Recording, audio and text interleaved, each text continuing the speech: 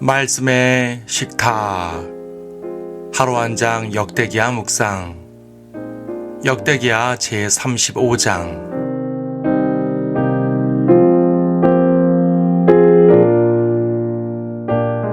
35장 22절을 보겠습니다. 그러나 요시야가 그의 얼굴을 그에게서 돌이키지 않고 그와 싸우려고 변장하였으니 그가 하나님의 입으로부터 나오는 느코의 말에 경청하지 아니하고 싸우기 위하여 무기또골짜기로 나오더라. 훌륭한 영적 개혁을 이룬 요시야는 이번 장에서 유월절을 지킵니다. 히스기야 때도 그동안 지키지 못했던 유월절을 대대적으로 지켰는데 요시야 때는 더 확실히 지켰습니다. 온 백성이 하나가 되어 전심으로 제물을 드리며 이 명절을 지켰습니다. 성전에는 제물의 향기뿐 아니라 찬양의 향기도 높이 올라갔습니다. 선지자 사무엘의 날로부터 이스라엘에서 이같이 지킨 유월절이 없었으며 라고 말한 것으로 보아 히스기야 때보다 더 훌륭하게 지킨 것입니다. 요시야는 유월절로 모든 영적 개혁의 정점을 찍습니다. 그의 모든 생애는 하나님 앞에서 온전했습니다. 하지만 그 모든 성공적인 삶에 비해 그의 죽음은 매우 안타까웠습니다. 그의 통치 말려 이집트의 파라오 느코가 유다 땅으로 진군합니다. 사실은 유다를 치러 온 것이 아니고 바벨론의 느부갓네살과 싸우기 위해 저 북쪽 칼크미스라는 곳으로 원정을 가는 길이었습니다. 그 목적으로 유다 땅을 통과하는 것이었는데 요시야가 섣불리 막아서다가 전사하고 말았습니다. 이때 파라오는 요시야에게 이 일은 하나님께서 시키신 것이라고 말합니다. 즉 요시야가 파라오를 막아서면 그것은 하나님의 뜻을 가로막는 일이 됩니다. 하지만 요시야는 파라오의 그 말을 받아들이지 않았습니다. 왜냐하면 파라오는 선지자도 주의 종도 아니었기 때문입니다. 과거 히스기야 때에도 아시리아 왕이 예루살렘을 침공하면서 그 일이 하나님께서 시키신 일이라고 엄포를 놓은 바 있습니다. 당연히 히스기야는 그의 말을 듣지 않았습니다. 요시야도 비슷한 마음이었을 것입니다. 요시야가 파라오를 위해 길을 비켜줘야 할 이유는 전혀 없었습니다. 다만 파라오를 통한 하나님의 뜻을 몰랐을 뿐입니다. 하나님께서 파라오를 불러오신 이유는 느부갓네살을 저지하시려는 것이 아니었습니다. 오히려 느부갓네살에게 패배시켜 이집트를 몰락시키시려는 것이었습니다. 그렇게 함으로써 아무도 이집트를 의지하지 못하게 만드시는 것이 하나님의 뜻이었습니다. 요시야는 그 뜻을 알아채지 못하고 파라오를 대적했고 말입니다. 이것 때문에 요시야가 죽었다는 것은 매우 안타까운 일입니다. 그렇게 큰 죄도 아닌데 이런 것 때문에 죽이신다면 너무 가혹하다는 생각도 듭니다. 하지만 우리가 유념해야 할 사실이 있으니 모든 죽음이 다 심판인 것은 아니라는 사실입니다. 요시야의 죽음은 확실히 하나님의 심판이 아닙니다. 요시야의 모든 행적에 대해서 성경은 그가 주의 목전에 옳은 것을 행하며 그의 조상 다윗의 길로 행하여 오른편이나 왼편으로 치우치지 아니하였더라 라고 평가하기 때문입니다. 오히려 요시야를 일찍 데려가신 것은 하나님의 배려일 수가 있습니다. 왜냐하면 요시야가 죽은 지 3, 4년부터 바빌론의 침공이 시작되기 때문입니다. 그의 후대로 4명의 왕이 있게 되는데 그들 모두 이방 땅으로 사로잡혀 갔습니다. 므낫세의 극악한 범죄로 하나님께서는 이미 심판을 시작하셨습니다. 다만 요시야의 날들만 연기시켜 주셨을 뿐입니다. 하나님께서는 유다가 겪을 끔찍한 심판을 요시야에게 보이고 싶지 않으셨습니다. 심판의 모든 과정은 요시야가 죽은 이후에 펼쳐집니다. 하나님께서는 그렇게 요시야를 그 심판에서 보호해 주신 것입니다.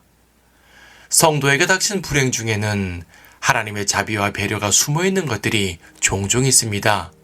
때때로 우리는 지나간 후에야 그것을 압니다. 그러므로 주님만 따라가며 그분을 신뢰해야 하겠습니다. 주님은 성도를 결코 잊지 않으시는 분입니다.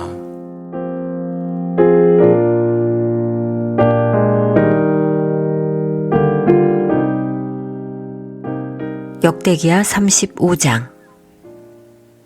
또 요시야가 예루살렘에서 주께 유월절을 지켰으니 그들이 첫째 달 제14일에 유월절 양을 잡으니라.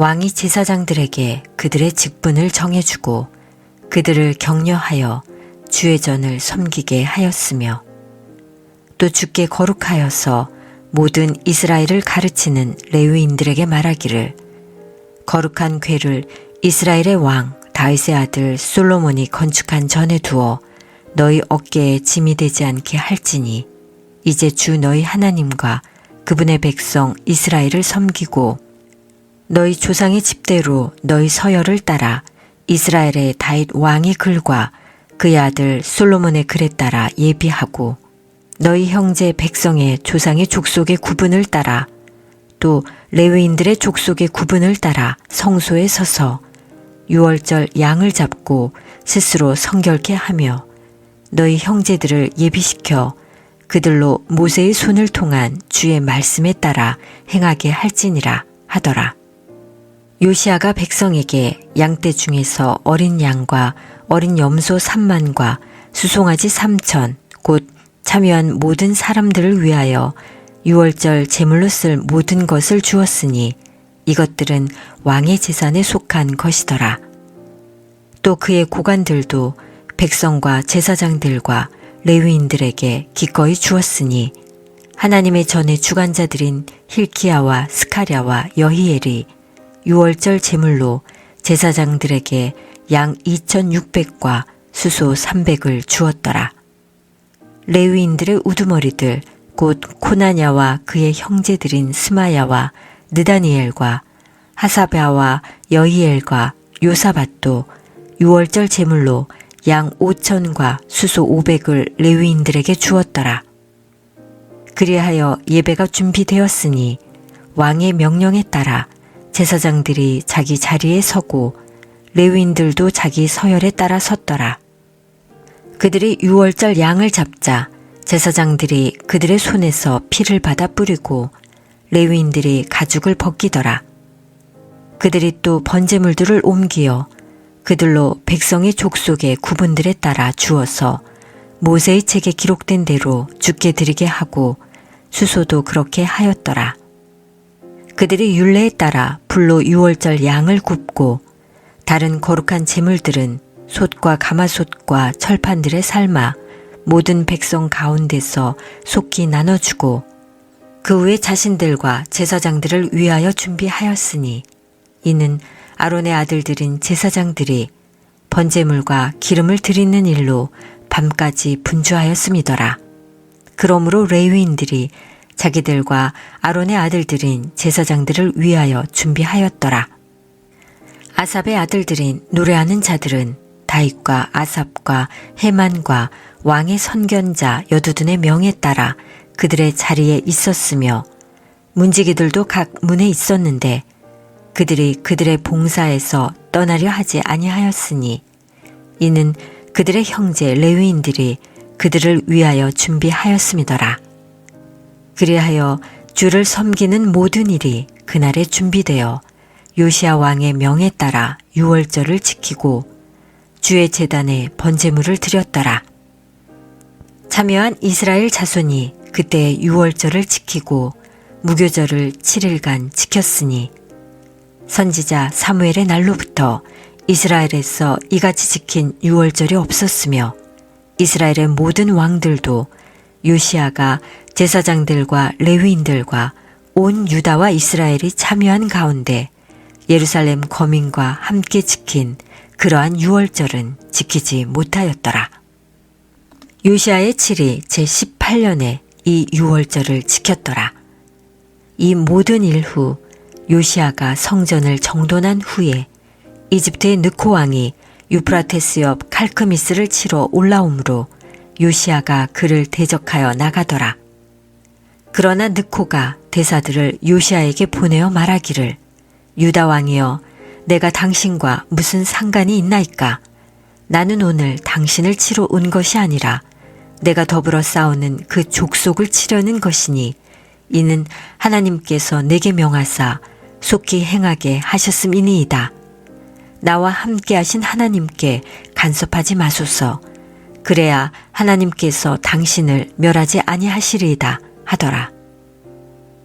그러나 요시아가 그의 얼굴을 그에게서 돌이키지 않고 그와 싸우려고 변장하였으니 그가 하나님의 입으로부터 나오는 느코의 말에 경청하지 아니하고 싸우기 위하여 무깃도 골짜기로 나오더라. 그때 활 쏘는 자들이 요시야 왕에게 활을 쏘니 왕이 그의 신하들에게 말하기를 나를 데리고 가라 내가 심한 상처를 입었느니라 하더라. 이에 그의 신하들이 그를 그 병거에서 내려 그에게 있는 둘째 병거에 태우고 예루살렘으로 데려갔으나 그가 죽었으며 그의 조상의 묘실 하나에 장사되었더라. 온 유다와 예루살렘이 요시야로 인하여 애도하더라. 예레미야가 요시야로 인하여 애가를 지었더니 모든 노래하는 남자들과 노래하는 여자들이 그들의 애가로 요시야를 회자하여 오늘에 이르렀으며 또 이스라엘에서 그들에게 율례를 만들어 주었으니 보라 그 노래들이 애가에 기록되어 있느니라. 요시야의 나머지 행적과 주의 율법에 기록된 것에 따른 그의 선행과 그의 업적의 처음과 마지막은 보라 이스라엘과 유다의 열왕기에 기록되어 있느니라.